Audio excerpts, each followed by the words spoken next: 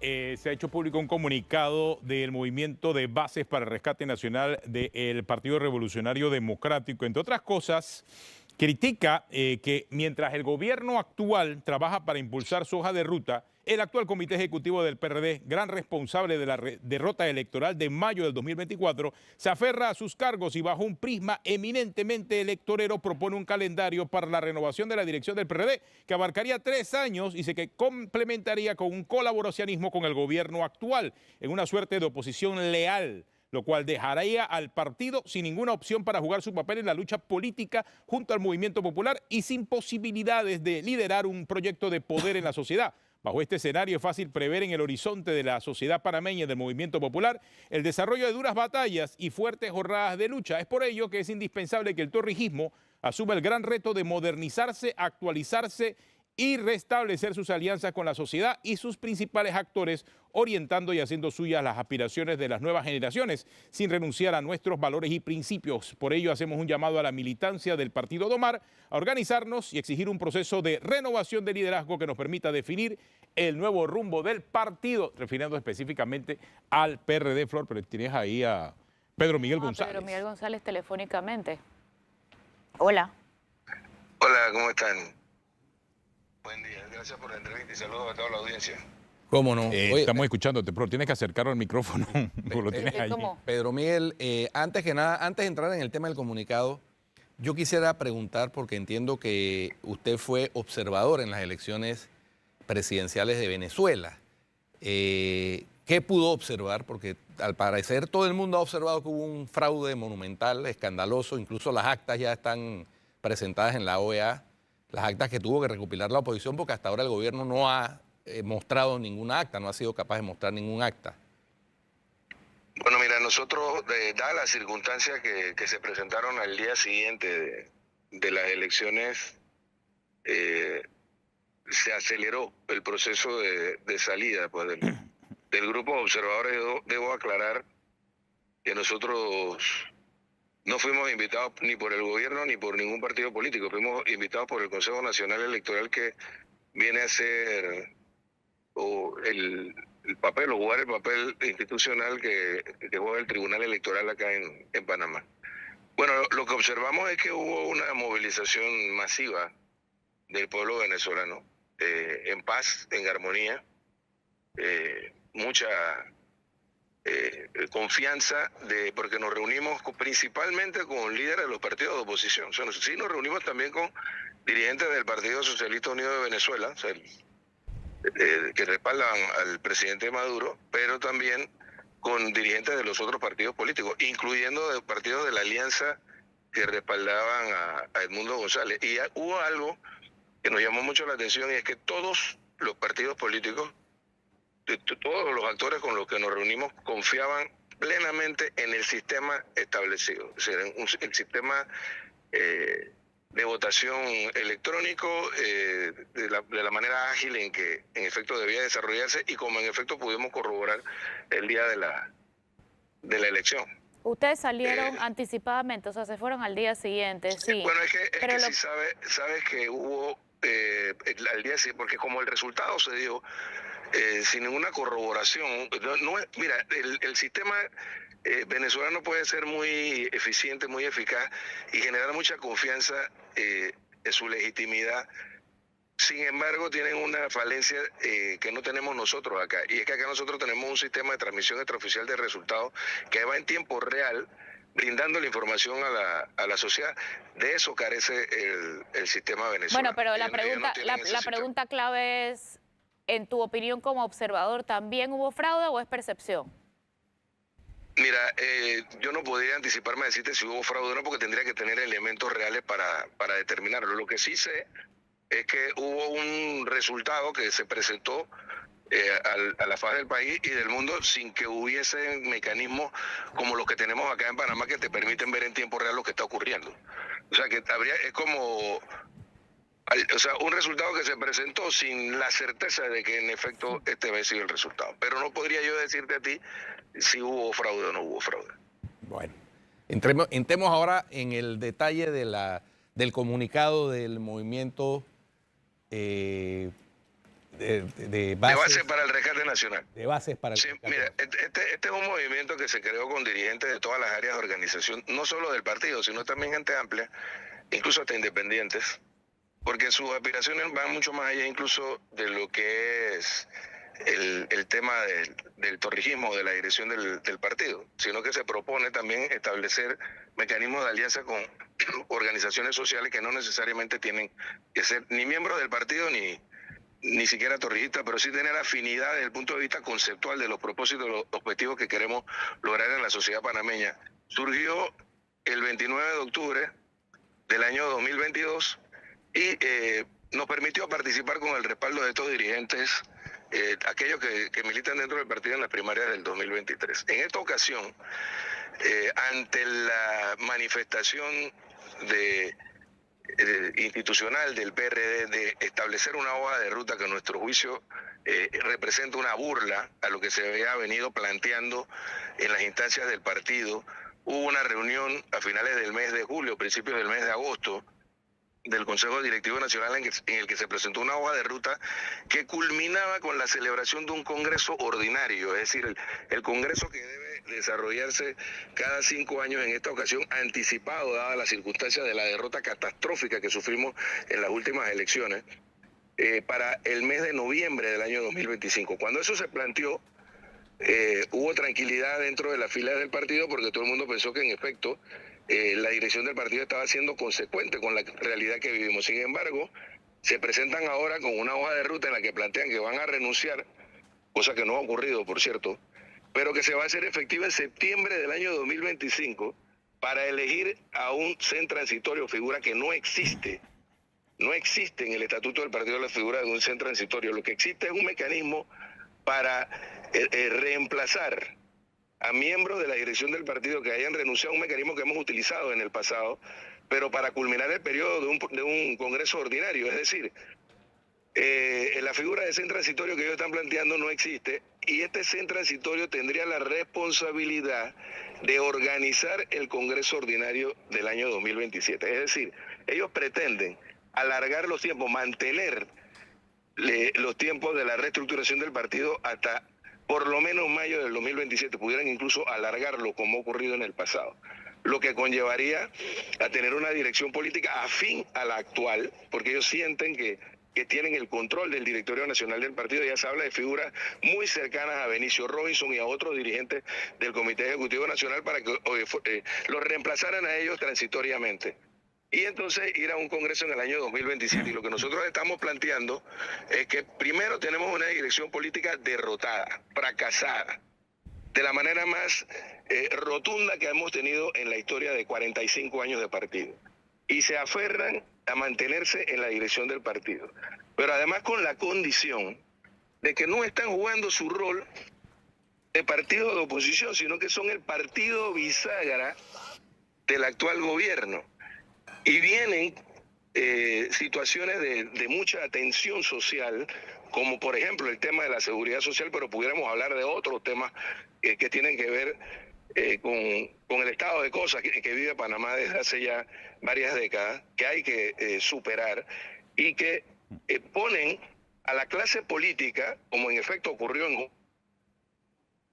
noviembre del año 2023, a la clase política al margen de las aspiraciones de la sociedad. Y nosotros como partido político hemos estado en esa situación. Ahora, con esta dirección del partido, que no solamente avala los planteamientos contrarios a los planteamientos públicos, porque si ustedes lo recuerdan, ellos que no tienen cara, ni el señor Benicio Robinson, ni el señor Rubén de León, para hablar sobre los grandes temas nacionales, han buscado al compañero Michel Doens o a Balvin Herrera para que salgan a dar la cara por ellos. Hace unas semanas atrás, por ejemplo, Michel Doens habló a nombre de todo el partido, aupado por esta dirección, diciendo que el PRD se oponía claro, a los cambios en los parámetros para el cálculo de las pensiones. Y al día siguiente vimos al señor Benicio Robinson y a la mayoría de los diputados de la bancada del PRD votando a favor de quien está proponiendo los cambios paramétricos. Entonces tienes este tipo de contradicciones. ¿Cómo el PRD va a poder jugar su rol de reinserción o de reconexión con la sociedad? ¿Cómo va a poder jugar su rol de balance en una democracia cuando en efecto lo que está jugando es este papel de Pedro partido Miguel, bisagra y colero del gobierno? ¿qué puedes decir, perdón, Pedro Miguel, acerca de la narcopolítica y qué rol están jugando con la narcopolítica que ya ha llegado al CEN de su partido directamente? No, mira, este es un fenómeno terrible, pero lo hemos escuchado, lo venimos escuchando desde el gobierno de Ricardo Martinelli y con actores no solo del PRD.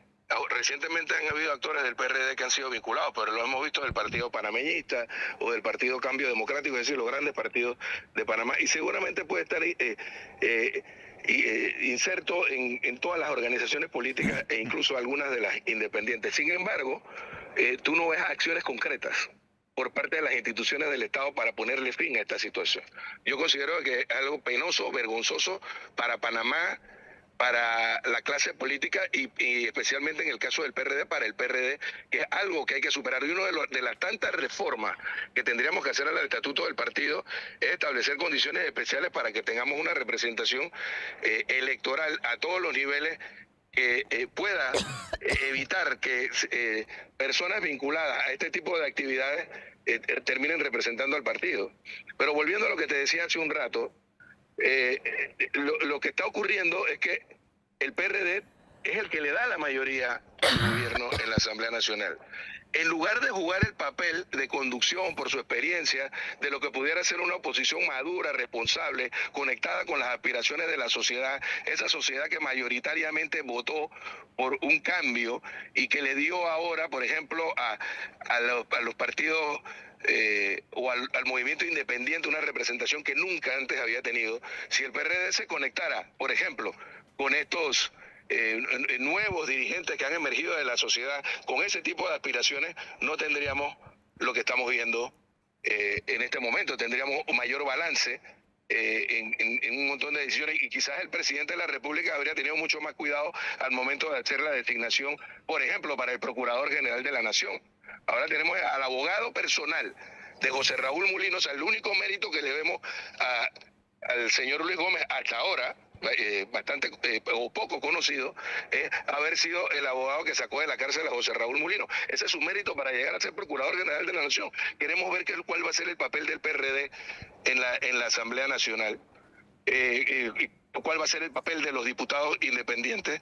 Si el PRD se aliara en función de aspiraciones concretas, como lo ha hecho en el pasado, porque sí logramos hacer, incluso desde la oposición, en el gobierno de Mireya Moscoso, por ejemplo, con nuestros adversarios históricos del Partido Demócrata Cristiano, logramos controlar la dirección del partido y hacer cambios importantes en aquel entonces, y evitar, por ejemplo, que el gobierno de Mireya Moscoso, como pretendía, despilfarrara el ahorro nacional del Fondo Fiduciario para el Desarrollo.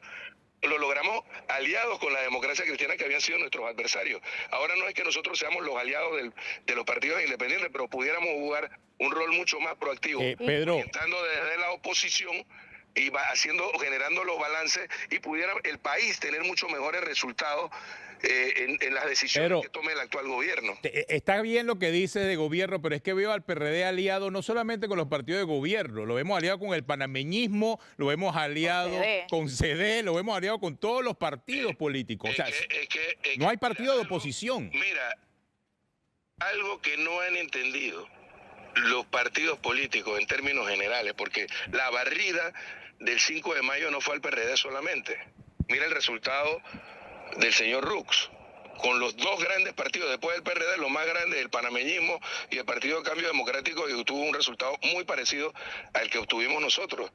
Entonces, lo que quedó claro en la coyuntura de julio del 22 y de octubre, noviembre del 23, es que hay una desconexión total del liderazgo político del país con la sociedad, con sus actores, con sus organizaciones sociales. Entonces, ahora habría la oportunidad de rearmar, de tejer nuevamente una alianza con estas organizaciones que plantearon aspiraciones muy concretas. Entonces, Pero ese no es el papel. Lo que están haciendo los partidos políticos es atrincherarse en la Asamblea Nacional, conformar como si los adversarios políticos de la clase política o de los partidos políticos fuesen los independientes. Entonces, era su error. En lugar de leer por qué razón, o sea, irte a la raíz del problema, leer por cuáles son las razones por las cuales la sociedad en esta vuelta votó tanto por los independientes. Entonces, conectarte con esas aspiraciones y poder resurgir. ¿Quién más forma parte de este movimiento y si Martín Torrijos tiene algo que ver? Mira, Martín Torrijos tiene su propio proyecto político y, bueno, se rumora, yo no he hablado con él sobre el tema, se rumora sobre la posibilidad de crear una nueva organización. No te puedo confirmar eso habría que hablarlo con él directamente. Es mi amigo, le deseo la mejor de la suerte. Y quizás en el futuro pudiéramos encontrarnos en algún proyecto político en favor del país. Pero en el caso nuestro, esta es una estructura de compañeros del partido. Algunos son miembros del Directorio Nacional, otros son delegados al Congreso, otros han sido ocupados cargos dentro del Secretariado Nacional.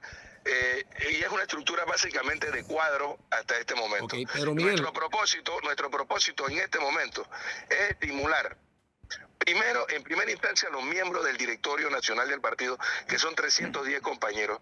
93 de ellos pueden autoconvocarse a un directorio, o pueden autoconvocar a un directorio nacional extraordinario con una propuesta de agenda que plantea la reestructuración anticipada del partido, convocando a un Congreso extraordinario, reformar el estatuto y adelantar el Congreso ordinario. Esa es la primera movida. Y la segunda movida, en caso de que eso no funcione, sería la de recoger de los 4.200 delegados 1.260 firmas para conseguir lo mismo. Es decir, Pedro, una última pregunta. Una inquietud, Pedro Miguel. Cuando ustedes hablan en el comunicado del colaboracionismo con el gobierno actual, ¿es a nivel legislativo o también a nivel del Ejecutivo? Porque hay dos miembros del PRD, connotados miembros del PRD, que son ministros de Estado. Mira, yo a esos dos compañeros los excluiría. Ellos pueden que sean miembros del partido, no sé si han renunciado en esto.